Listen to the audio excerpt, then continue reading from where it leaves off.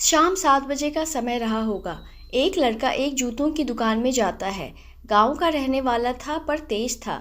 उसका बोलने का लहजा गांव वालों की ही तरह था, पर बहुत ठहरा हुआ लग रहा था। लगभग 21 वर्ष का रहा होगा। दुकानदार की पहली नज़र पैरों पर ही जाती है।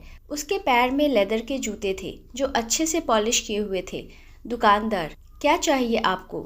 लड़का बोला, मेरी माँ के लिए चप्पल चाहिए, अच्छी टिकाऊ होनी चाहिए। दुकानदार, वे आई हैं क्या? उनके पैर का नाप? लड़के ने अपना बटुआ बाहर निकाला। उसके अंदर से 4 बार मोड़कर रखा हुआ एक कागज़ जिस पर पेन से आउटलाइन बनाई थी दोनों पैर की, निकालकर मुझे दे दिया। दुकानदार, अरे मुझे तो नाप के लिए नंबर चाहिए था। लड़के के आंखों से आंसू बहने लगे, मानो कोई बांध फूट गया हो। क्या नाप बताऊं भैया? मेरी माँ की ज़िंदगी बीत गई, पैरों में कभी चप्पल नहीं पहनी। माँ मेरी मज़दूर है, कांटे झाड़ी में भी जानवरों जैसी मेहनत कर कर के मुझे पढ़ाया। पढ़कर अब नौकरी लगी, आज पहली तनख्वाह मिली।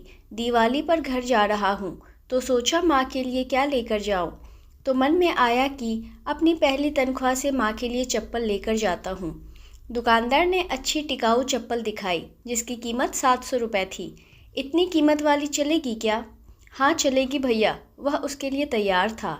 दुकानदार ने सहज ही पूछ लिया कि कितनी तनख्वाह है तुम्हारी? अभी तो 10,000, रहना खाना मिलाकर 6-7 हज़ार खर्च हो जाएंगे यहाँ, और 3,000 माँ के लिए।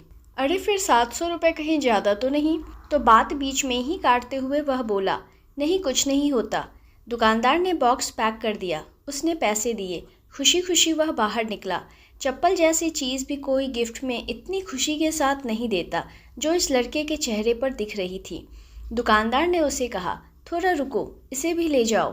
दुकानदार ने एक और बॉक्स उसके हाथ में दिया। यह चप्पल माँ को तुम्हारे इस भाई की ओर से गिफ्ट। माँ से कहना कि पहली खराब हो जाए तो दूसरी पहन लेना, नंगे पैर नहीं घूमना, और इसे लेने से मना मत करना।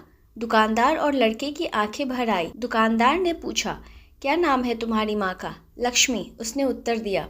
दुकानदार ने एकदम से दूसरी मांग करते हुए कहा, उन्हें मेरा प्रणाम कहना, और क्या मुझे एक चीज़ दोगे? वह पेपर जिस पर तुमने पैरों की आउटलाइन बनाई थी, वही पेपर मुझे चाहिए। वह कागज़ दुकानदार के हाथ में देकर वो लड़का खुशी खुशी चला गया। लड़के से वह कागज़ लेकर दुकानदार ने उसे अपनी दुकान के पूजा घर में रखा। दुकान के पूजा घर में कागज़ को रखते हुए दुकानदार के बच्चों ने देख लिया था और उन्होंने पूछ लिया कि ये क्या है पापा। दुकानदार ने लंबी सांस लेकर अपने बच्चों से बोला, लक्ष्मी जी के पग लिए हैं बेटा, एक सच्चे भक्त ने उसे बनाया है, इससे धंधे में बरकत आती है। दोस्तों, दुकानदार और सभी ने मन से उन पैरों और उसके पूजने वाले बेटे को प्रणाम किया। माँ तो इस संसार में साक्षात परमात्मा है, बस हमारी देखने की दृष्टि और मन की सोच श्रद्धापूर्ण होनी चाहिए। आपको यह कहानी कैसी लगी हमें कमेंट कर ज़रूर बताएं। नई कहानी सुनने के लिए हमारे चैनल को सब्सक्राइब करना ना भूलें। मिलते हैं एक नई कहानी के साथ, तब तक धन्यवाद।